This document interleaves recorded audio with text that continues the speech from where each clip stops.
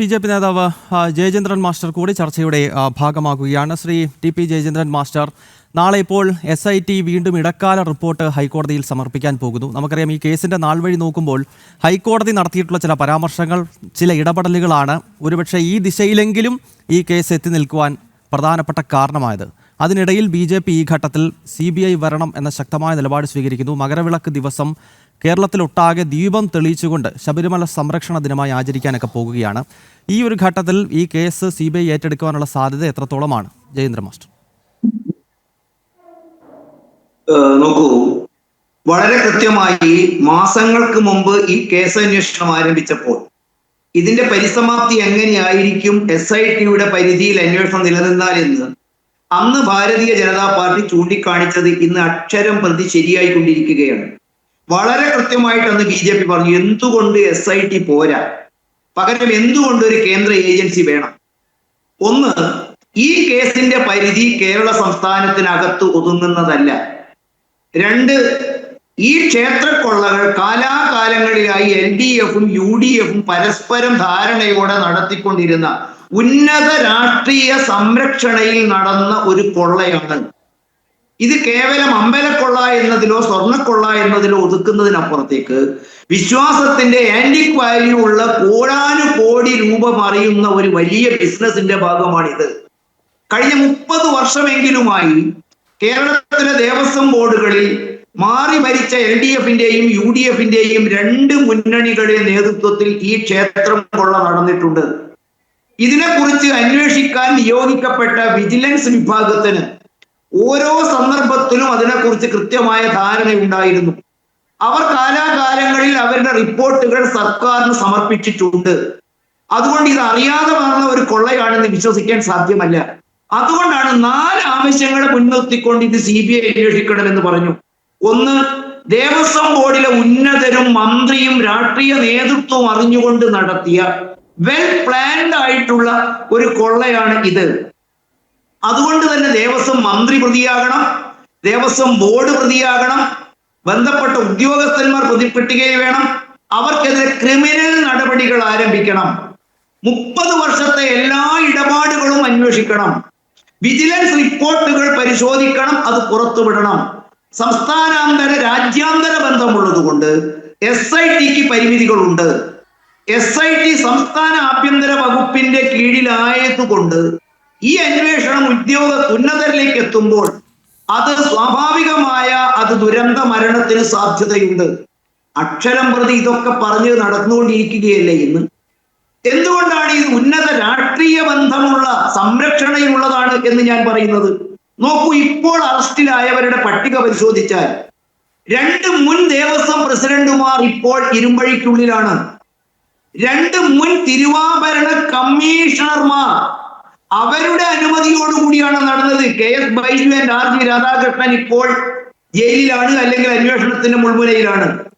3 administrative ഓഫീസർമാർ, വിവിധ കാലഘട്ടങ്ങളിൽ ഉണ്ടായിരുന്ന 3 അഡ്മിനിസ്ട്രേറ്റീവ് ഓഫീസർമാർ, മുരാരി ബാബു, ശ്രീകുമാർ, K രാജേന്ദ്രൻ നായർ, ഇവർ പ്രതിപട്ടികയിൽ മുൻപന്തിയിൽ നിൽക്കുകയാണ്. 2 മുൻ എക്സിക്യൂട്ടീവ് ഓഫീസർമാർ, D സുധീഷ് കുമാർ, K രാജേന്ദ്ര പ്രസാദ്, മുൻ ദേവസ്വം സെക്രട്ടറി S ജയശ്രീ. അപ്പൊ എന്റെ ചോദ്യം, ഇത്രയും പേർ എവിടെയെങ്കിലും ഒരു പഴുത്, ഒരു മോട്ടപ്പിശക് വന്നാൽ തിരുത്തേണ്ടവരാണ് വ്യത്യസ്ത തട്ടുകളിലുള്ള ഉദ്യോഗസ്ഥന്മാർ. ഇവരെല്ലാവരും ഈ കൊള്ളയ്ക്ക് കൂട്ടുനിന്നു എന്ന് പറഞ്ഞാൽ അരിയാഹാരം കഴിക്കുന്നവർക്കറിയാം, അത് മുകളിൽ നിന്നുള്ള സംരക്ഷണയും ഇടപെടലും സമ്മർദ്ദവും മൂലം തങ്ങൾ രക്ഷിക്കുമെന്നുള്ള ഉറപ്പിന്റെ അടിസ്ഥാനത്തിൽ നടന്ന ഒരു കൊള്ളയാണ് എന്നതിന് സാക്ഷ്യപ്പെടുത്തുന്നു. ഇപ്പോൾ ഈ അന്വേഷണം എത്തുന്ന എവിടത്തേക്കാണ്?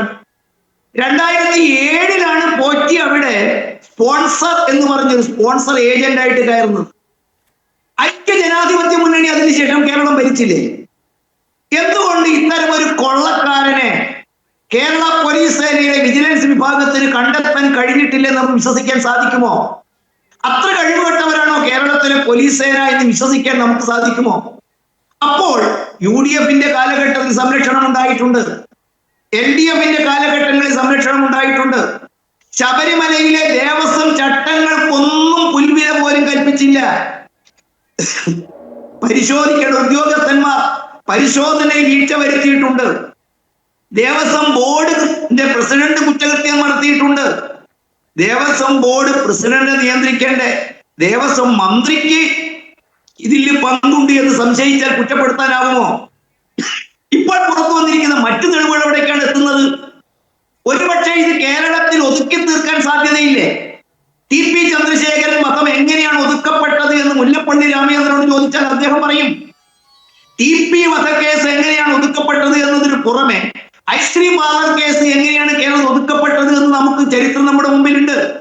തിരുവനന്തപുരത്തെ മറ്റൊരു സ്വർണ്ണക്കൊള്ള കേസിൽ വലിയൊരു സമരം UDF ഭരിക്കുമ്പോൾ LDFന്റെ 2 ദിവസത്തെ തിരുവനന്തപുരത്തെ ദുർഗന്ധപൂരിതമാക്കിയ ഒരു സമരം അതെങ്ങനെയാണ് തീർത്തത് എന്ന് സി ദിവാകരൻ CPI മന്ത്രി തന്നെ വ്യക്തമായി പറഞ്ഞിട്ടുണ്ട്. എവിടെ നിന്നോ ഫോൺ കോൾ വരുന്നു, എവിടെയൊക്കെയോ ചർച്ച നടത്തുന്നു, അതിനുശേഷം ഈ സമരം ഇല്ലാതാകുന്നു. ഇപ്പോൾ നമ്മൾ എത്തുന്നത് അത് സമാനമായ അവസ്ഥയിലേക്ക് നീങ്ങിക്കഴിഞ്ഞില്ലേ? ഇപ്പോൾ കോൺഗ്രസ് പ്രതിരോധത്തിലാവുന്നത് എവിടെയാ? VK ശിവകുമാറിന്റെ കാലഘട്ടത്തില് നടത്തിയ കൊള്ള മാത്രമല്ല, സ്വന്തം അനുജനെ നിർത്തി ഏട്ടനും അനുജനും ചേർന്ന് ശബരിമലയിലെ 1,80,00,000 രൂപയുടെ അടുക്കളപാത്ര കൊള്ള ഇപ്പോൾ കോടതിയുടെ നടപടികൾ നേരിട്ടുകൊണ്ടിരിക്കുന്നു. ഇത് സൂചിപ്പിക്കുന്ന എന്താണ്? കാലാകാലങ്ങളിൽ നല്ലൊരു കറവ പശുവായിരുന്നു കേരളത്തിലെ ഇടതുപക്ഷത്തിനും വലതുപക്ഷത്തിനും കേരളത്തിലെ ദേവസ്വം ബോർഡ്. ഇപ്പോൾ പുറത്തു വന്ന വാർത്ത എന്താണ്? ശ്രീമതി സോണിയാഗാന്ധി ഒരുപക്ഷെ ഈ ചർച്ചയിൽ സംസാരിക്കുന്ന എന്റെ സുഹൃത്തിന് സോണിയാഗാന്ധിക്ക് നിന്ന് ഒരു ഫോട്ടോ ഒപ്പമെടുക്കാൻ കഴിയുമോ? കേരളത്തിലെ K. കരുണാകരന് പോലും സോണിയാഗാന്ധിയോട് അപ്പോയിന്റ്മെന്റ് ലഭിക്കാത്തതിന്റെ പേരിൽ കാലുഷ്യം ഉണ്ടായിട്ടുണ്ട്. ഉത്തര ഭാരതത്തിലെ മുഖ്യമന്ത്രിമാർക്ക് സോണിയാഗാന്ധിയുമായിട്ട് ഒരു ഫോട്ടോ എടുക്കുന്നതിൽ ബുദ്ധിമുട്ട് നേരിട്ടുണ്ട്. പക്ഷെ ഇപ്പൊ കിട്ടിയ വാർത്തകൾ എന്തൊക്കെയാണ് ചൂണ്ടിക്കാണിക്കുന്നത്? അവരോടൊപ്പം ഈ ഒരു കാട്ടുകള്ളൻ അവിടെ കാണാൻ പോകുന്നതിൽ ഇടനിലക്കാരായി കേരളത്തിലെ UDFന്റെ ഇപ്പോഴത്തെ കൺവീനറും അവിടുത്തെ MP-യും കൂടെ കൂട്ടിക്കൊണ്ടുപോയി. രാഷ്ട്രീയമായിട്ട് എന്റെ കോൺഗ്രസ് ഉത്തരം പറയുമോ? സന്ദർശന ഉദ്ദേശം എന്തായിരുന്നു? ഏത് കാര്യത്തിനാണ് സോണിയാഗാന്ധിയുടെ അടുത്ത് ഈ സ്വർണ്ണ കൊള്ളക്കാരൻ പോയത്? നിങ്ങൾ തമ്മിലുള്ള ബന്ധം രാഷ്ട്രീയമാണോ, സാമ്പത്തികമാണോ, ബിസിനസ് സംബന്ധമുള്ളതാണോ, പണമിടപാട് ചർച്ചയായിരുന്നുവോ, രാഷ്ട്രീയമായ പ്രൊമോഷന് വേണ്ടിയിട്ടാണോ കണ്ടത്? ഇനി അതല്ല തികച്ചും വ്യക്തിപരം എന്നതിന്റെ അടുത്ത ചോദ്യം. അല്ല സാർ, ഇദ്ദേഹത്തിന്റെ കൂടെ എന്തിനാണ് ഈ സ്വർണ്ണ കള്ള മുതൽ വിൽപ്പനയ്ക്ക് വാങ്ങുന്ന ഗോവർദ്ധനൻ എന്ന് പറയുന്ന കർണാടകക്കാരനെ എന്തിനാണ് ഇതിനൊപ്പം കൂട്ടിയത്? ഇവർ തമ്മിൽ നടന്ന ചർച്ച എന്താണ്? അത് ചെയർപേഴ്സന്റെ സഹോദരിയുടെ ഇറ്റലിയിലെ ഇന്ത്യൻ പുരാവസ്തു വിൽപ്പന കേന്ദ്രവുമായി ബന്ധമുണ്ട് എന്ന് ആരെങ്കിലും സംശയിച്ചു പോയാൽ അവരെ കുറ്റപ്പെടുത്താൻ സാധിക്കുമോ? അവർക്ക് ഗണപതി എന്ന പേരിൽ ഒരു വിൽപ്പനശാല ഉണ്ട് എന്നത് കോൺഗ്രസ്സുകാർ നിഷേധിക്കുമോ? അതിനെക്കുറിച്ച് അന്വേഷണ റിപ്പോർട്ട് കേന്ദ്ര ഗവൺമെന്റും കോടതിയും ആവശ്യപ്പെട്ടപ്പോൾ ഇറ്റാലിയൻ ഗവൺമെന്റ് ആ റിപ്പോർട്ടുകൾ കൊടുക്കാതിരുന്നത് സ്വാഭാവികമാണെന്ന് വിശ്വസിക്കാൻ സാധിക്കുമോ? ഇവർ ഇന്ത്യയിലെ പുരാവസ്തുക്കൾ സംഘടിപ്പിക്കുന്നത് നേരായ മാർഗത്തിലൂടെയാണ് എന്ന് നിങ്ങൾക്ക് തുറന്ന് സമ്മതിക്കാൻ സാധിക്കുമോ? അത്തരത്തിലുള്ള ദുരൂഹതകൾ ഈ മുഖത്തിനില്ലേ? എന്റെ കയ്യിൽ സോണിയാഗാന്ധിയെ ഇതുമായി ബന്ധപ്പെട്ടുള്ള തെളിവുകളൊന്നുമില്ല.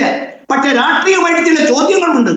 സോണിയാഗാന്ധിയെ പോലുള്ള ഒരാൾ ശബരിമലയിലെ സ്വർണ്ണക്കൊള്ളയ്ക്ക് നേതൃത്വം കൊടുക്കുന്ന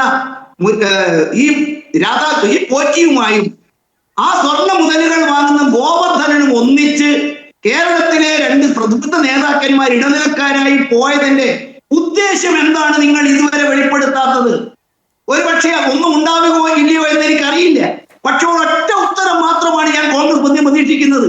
ഇന്ന ആവശ്യത്തിനാണ് ഞങ്ങൾ പോയി കണ്ടത്, അതിനുവേണ്ടി ഇടനിലക്കാരായി ഞങ്ങളാണ്. പകരം KPCC-യും AICC-യും ഈ കാര്യത്തിൽ പാലിക്കുന്ന മൗനം കുറ്റകരമല്ലേ? ആ മൗനം വാചാലമല്ലേ? സോണിയാഗാന്ധി പുറത്തു വന്ന് ഇത്ര വിവാദപരമായ ഒരു ബന്ധം ഇന്ത്യയിലെ UPI-യുടെ ചെയർപേഴ്സൺ കൂടിയായ ഒരു വനിതയെ മുൾമുനയിൽ നിർത്തിയ ശബരിമല കൊള്ളക്കേസിലെ 2 സുപ്രധാന പ്രതികളുമായി കൂടിക്കാഴ്ച നടത്തിയത് ഒന്നല്ല 2-ലധികം തവണ. അത്തരം ഒരു ബന്ധം കോൺഗ്രസിനെ പ്രതിക്കൂട്ടിലാക്കുന്നുണ്ടോ? ഇത് തന്നെയല്ലേ ശിവകുമാറും അനുജൻ ജയകുമാറും ചേർന്ന് 1,80,00,000 അടുക്കള പാത്രത്തിൽ ഇല്ലാത്ത ബില്ല് വെച്ച് വാങ്ങിയ കേസ് ഇപ്പോഴും കോടതി നടക്കുന്നത്? ചുരുക്കി പറഞ്ഞാൽ വർഷാവർഷങ്ങളായി കേരളം ഭരിക്കുന്നവരുടെ കറവ പശുവായിരുന്നു കേരളത്തിലെ ദേവസ്വം ബോർഡ്. ആ ദേവസ്വം ബോർഡിൽ ഏറ്റവും ലാഭകരമായി നടന്ന കച്ചവടം ശബരിമലയുമായി ബന്ധപ്പെട്ടതാണ്. സ്വർണ്ണപ്പാളികളെ കുറിച്ച് രേഖകളില്ല, വിജിലൻസിന്റെ കണ്ടെത്തലുകളില്ല, CCTV-കൾ അഗ്നിക്കിരയാവുന്നു, അവിടെയുള്ള ഫുട്ടേജുകൾ ലഭിക്കുന്നില്ല, കാണേണ്ടവൻ ഫയലുകൾ കാണുന്നില്ല, രേഖപ്പെടുത്തേണ്ട പുസ്തകങ്ങൾ രേഖപ്പെടുത്തുന്നില്ല എന്ന് പറഞ്ഞാൽ വർഷാവർഷങ്ങളിലായി കൊള്ളയ്ക്കുള്ള എല്ലാ അവസരങ്ങളും ഒരുക്കിയിട്ടായിരുന്നു. അതുകൊണ്ടാണ് നമ്മൾ പറയുന്നത്, കേരളത്തിലെ ആഭ്യന്തരമന്ത്രി നിയന്ത്രിക്കുന്ന പോലീസുകാർ ഈ കേസ് അന്വേഷിച്ചാൽ മതിയാവില്ല. കേരളത്തിന്റെ പുറത്തേക്ക് ബന്ധങ്ങളുണ്ട്, രാജ്യാന്തര ബന്ധങ്ങളുണ്ട്. സ്വർണത്തിന്റെ മൂല്യമല്ല, വിശ്വാസത്തിന്റെ, പുരാവസ്തുവിന്റെ ആന്റിക് വാല്യൂ ഉള്ള കൊള്ളയാണ് നടന്നിരിക്കുന്നത്. എത്ര കോടിയുടെ കൈമറിയലുകളാണ് മറിഞ്ഞിരിക്കുന്നത്. അതിന്റെ കമ്മീഷനുകൾ പറ്റാനുള്ള ബന്ധമാണോ ഈ പോറ്റി എന്ന് പറയുന്ന ആൾക്ക് കേരളത്തിലെ 2 മുന്നണികളുടെ രാഷ്ട്രീയ നേതൃത്വമായിട്ടുണ്ടായിരിക്കുന്നത്? ഇതിനൊക്കെ ഉത്തരം കാണേണ്ടതുണ്ട്. അതിനൊക്കെ ഉത്തരം കാണാൻ SIT-യെ പോലെ ഏജൻസിക്ക് സാധിക്കില്ല. നിശ്ചയമായി നമ്മൾ പ്രതീക്ഷിക്കുന്നു. ആ SIT-യുടെ അന്വേഷണത്തിൽ പോലും കോടതി സംശയവും വളരെ കൃത്യമായി അലംഭാവവും സൂചിപ്പിച്ച പശ്ചാത്തലത്തിൽ ഒരു പുറത്തു നിന്നുള്ള കുറ്റകൃത്യങ്ങൾ ആഴത്തിൽ പരിശോധിക്കാൻ കേൾപ്പുള്ള ഒരു ഏജൻസിയുടെ ആവിർഭാവവും പ്രസന്നതയും പ്രത്യക്ഷമാകുന്നതും ഈ കേസ് അന്വേഷണ ദുരൂഹതകൾ മാറാനും കേരളത്തിലെ വിശ്വാസ സമൂഹത്തിന്റെ ദേവസ്വം ഭൂമിയും ദേവസ്വം സ്വത്തും ദേവനെയും കട്ട് വിഴുങ്ങിക്കൊണ്ടിരിക്കുന്ന കാട്ടുകള്ളന്മാരിൽ നിന്നും അതിനെ രക്ഷിക്കാനും അനിവാര്യമാണ്. അതിനുള്ള പ്രവർത്തനങ്ങൾ കോടതി ഉത്തരവിടും. ആ വാർത്തയ്ക്ക് വേണ്ടിയാണ് കേരളം കാത്തിരിക്കുന്നത്. കേരളത്തിലെ വിശ്വാസ സമൂഹം പ്രതീക്ഷിക്കുന്നത് ആ വാർത്തയാണ്. ഓക്കെ, ജയചന്ദ്രൻ മാസ്റ്റർ, അങ്ങയിലേക്ക് ഞാൻ അടുത്ത ഘട്ടത്തിലെത്താം.